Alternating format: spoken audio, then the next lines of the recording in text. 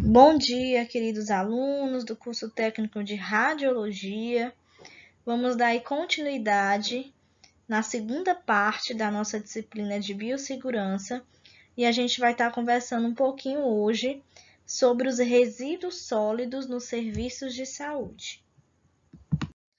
Então, pessoal, eu trouxe aqui um conceito, bem atual sobre o que significa resíduos sólidos nos serviços de saúde, tá?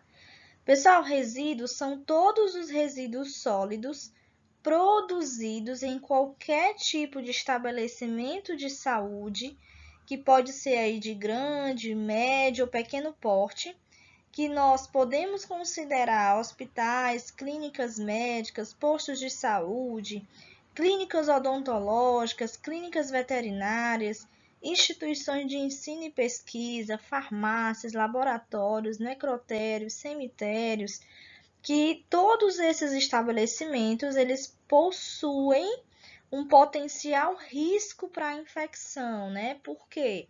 Porque eles têm a presença de material biológico, né? Material infectante, material infectado. Também podem ser considerados aí produtos químicos perigosos, objetos perfuro-cortantes e os rejeitos radioativos, né? Formados aí nas usinas nucleares. Então, todos esses resíduos eles são produzidos pelos serviços de saúde. Então, pessoal, os resíduos de saúde eles são classificados de acordo com a Anvisa em função da sua característica principal e também em função da periculosidade, ou seja, do perigo associado àquele resíduo, associado também ao manuseio.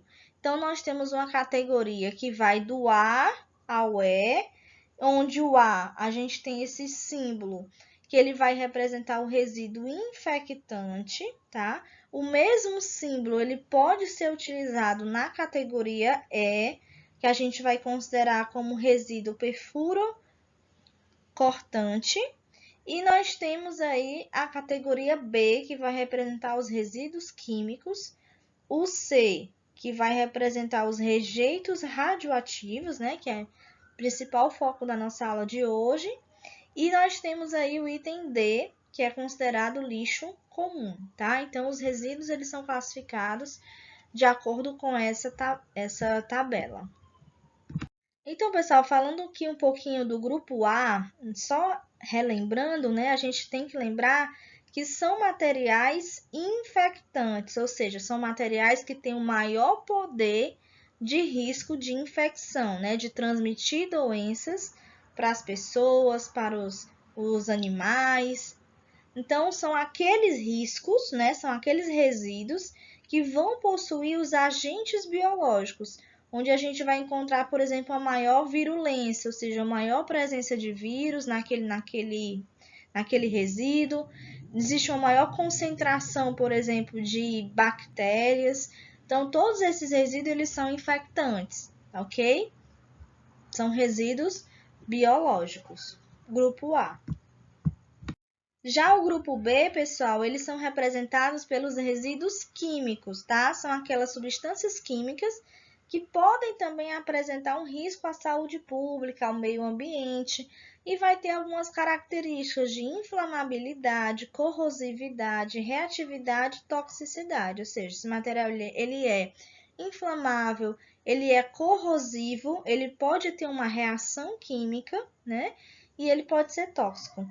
E aí a gente vai encontrar vários materiais que são considerados resíduos químicos, né? Como, por exemplo, aí os medicamentos. Então, medicamento vencido é resíduo químico. São as pilhas, baterias, né? Os fixadores radiográficos, os reveladores, no caso aí daquela radiografia convencional.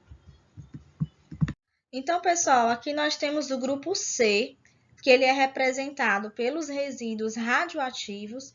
Então, é todo aquele material resultante de atividade humana que vão ter aí radionuclídeos, né? Ou seja, quantidade aí superior aos limites de eliminação específicos pelas normas do CENEM, nos quais esses materiais radioativos, né, esses resíduos, eles não têm alguma recuperação.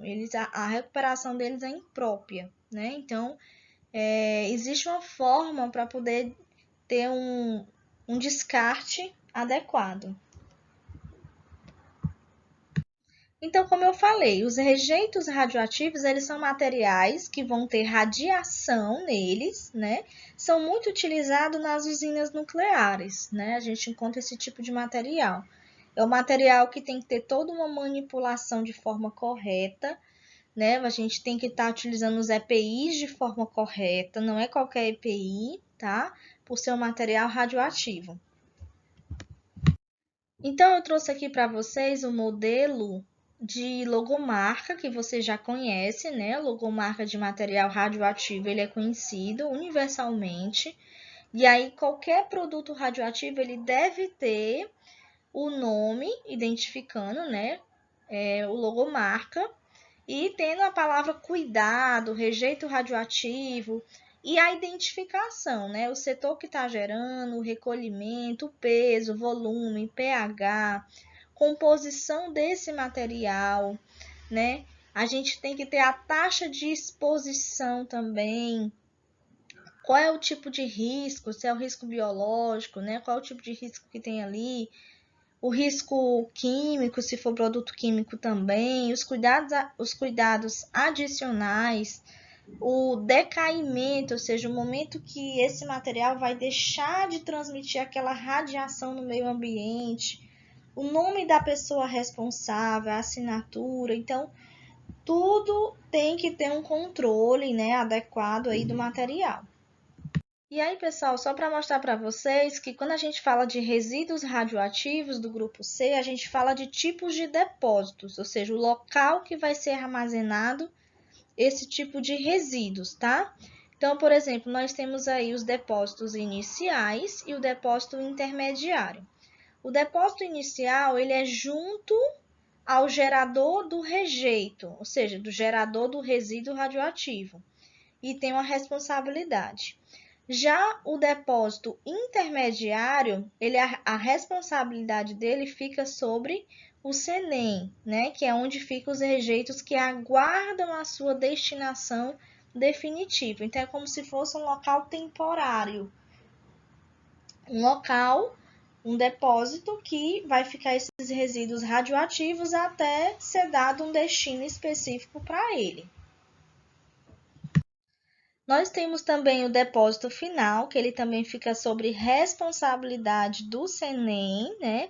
Que vai ser o local de destinação final, de deposição definitiva dos rejeitos, dos resíduos radioativos.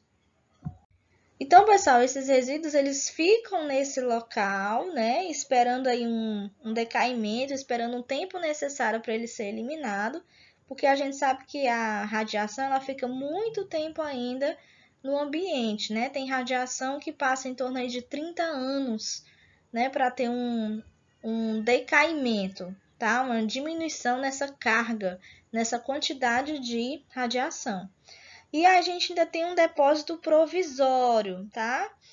Esse depósito provisório ele é destinado a guardar temporariamente os resíduos gerados no caso aí de um acidente radiológico, né, um acidente nuclear. Que, por sinal, hoje está fazendo aí, no dia 26, né, de abril, está fazendo 35 anos que ocorreu o acidente de Chernobyl, né, que foi um acidente nuclear. E aí, pessoal, quando a gente fala também de resíduos radioativos, a gente lembra que tem que ter uma segregação, ou seja, uma separação desse tipo de resíduo. Ele deve ser classificado, né? Ele deve ter uma coleta de forma adequada, tá? Antes disso, a gente precisa conhecer o estado físico desses rejeitos, se é estado físico. Então, quando a gente fala de estado físico dos rejeitos, a gente tem que classificar se ele é líquido, se ele é sólido. Ele tem um tempo de meia-vida, né? Tem aqueles resíduos que duram mais tempo no meio ambiente, aqueles que têm um tempo mais curto. E aí tem também aquelas características de explosividade, combustividade, inflamabilidade, corrosividade e toxicidade.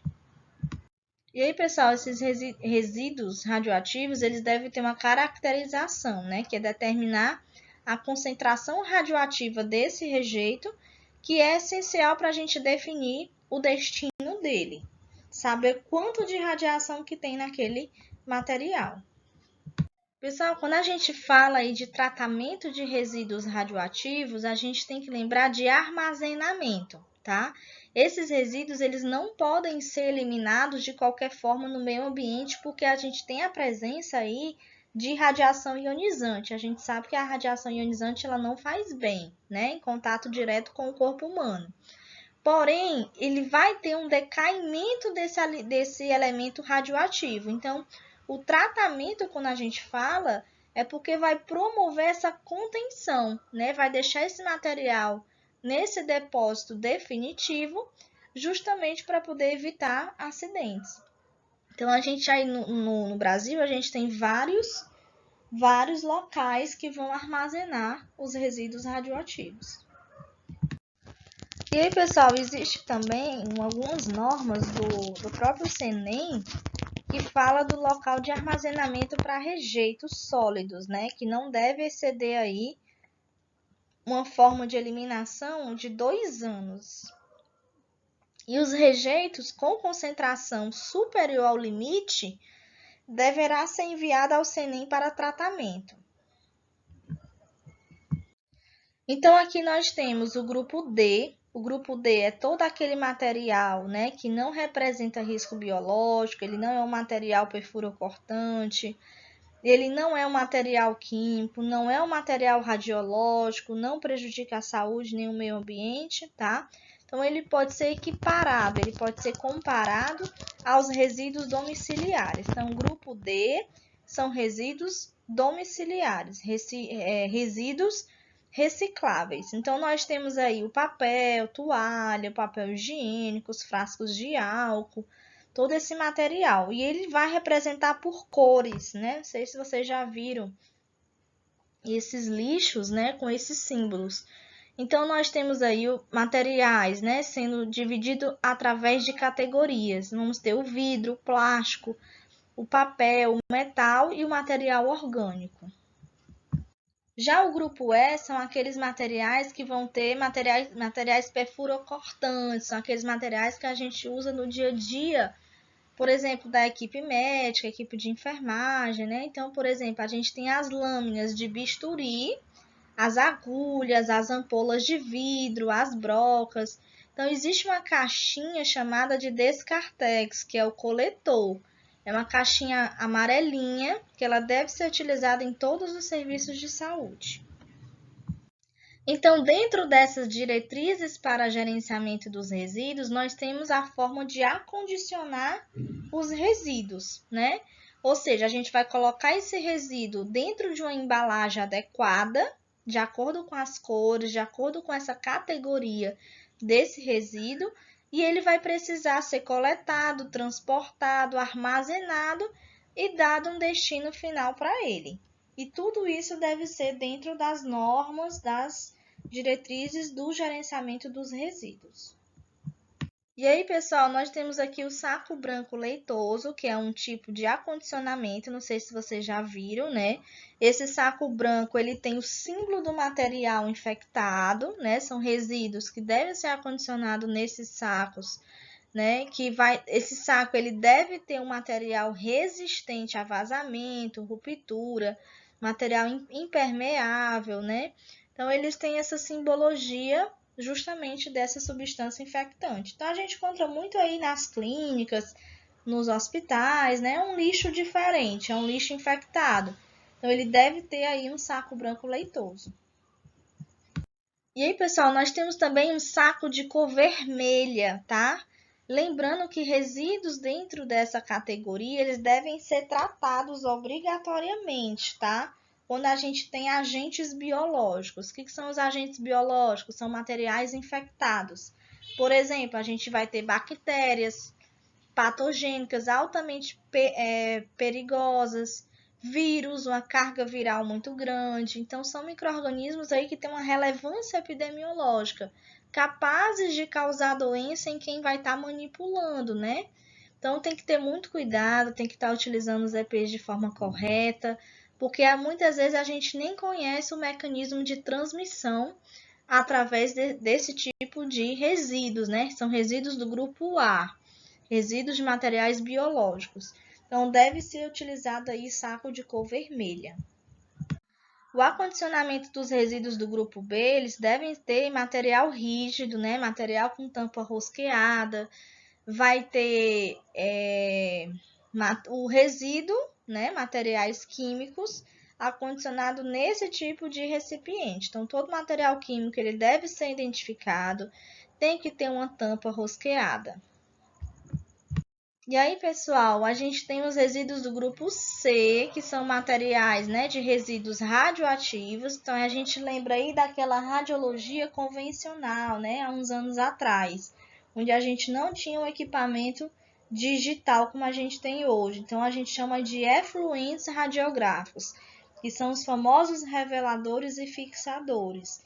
Então, esses materiais, esses resíduos, eles devem estar em recipientes constituídos de material compatível com esse líquido armazenado, ou seja, de acordo com essas embalagens originais. A gente não tira de dentro da embalagem.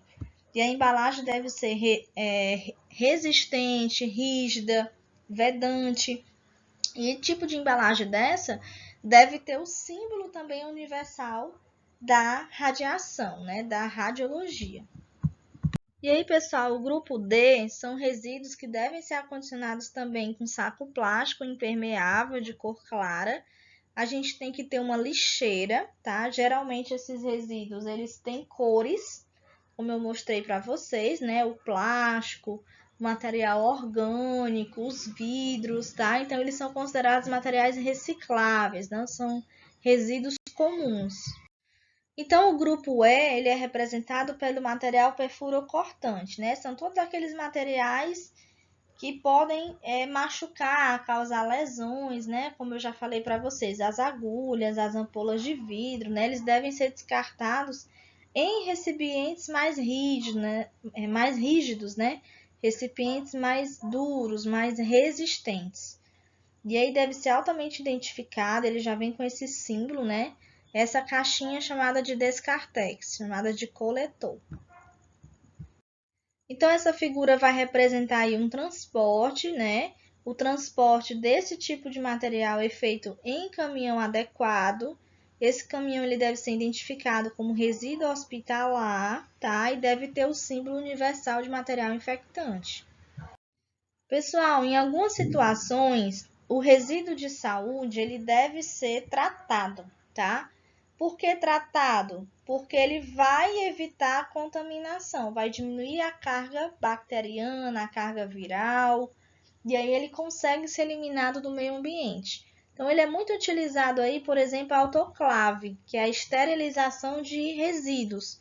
E ela tem algumas vantagens, né? Como custo operacional baixo, não emite efluentes gasosos, manutenção relativa fácil e barata. Então, é muito aplicada aí dentro de laboratórios, justamente para poder reduzir essa carga microbiana desse resíduo. Outra forma de tratamento do resíduo de saúde é a incineração. A incineração é a queima desse resíduo, que pode ser feita em fornos, em usinas próprias. E a incineração ela reduz o volume de resíduos. Fora que, além de reduzir, né, através dessa queima desse material, vai destruir também os micro-organismos que vão causar doenças, né, materiais utilizados aí no lixo hospitalar. E aí, só assim, esse material, depois dessa queima, ele pode ser encaminhado para o aterro sanitário, onde ele pode ser descartado de forma final. Então, pessoal, esse aterro sanitário, ele é um aterro sanitário diferente. A gente não pode chegar e mandar qualquer material hospitalar para esses aterros, tá? Eles são aterros específicos e eles vão envolver aí principalmente o grupo A, tá? O grupo A, a gente vai encontrar material biológico. Ok, gente? Então, nesses aterros a gente tem aí um tratamento de acordo com técnicas sanitárias, né? De impermeabilização do solo, compactação, cobertura de área das células de lixo, coleta, tratamento de gases, tratamento de chorume, Então, são medidas aí que vão evitar doenças, vão evitar a proliferação de rato, de mosca, tá? E vão diminuir aí essa carga microbiana, certo? E com isso a gente finaliza a aula de hoje. Espero que vocês tenham gostado e até a próxima aula.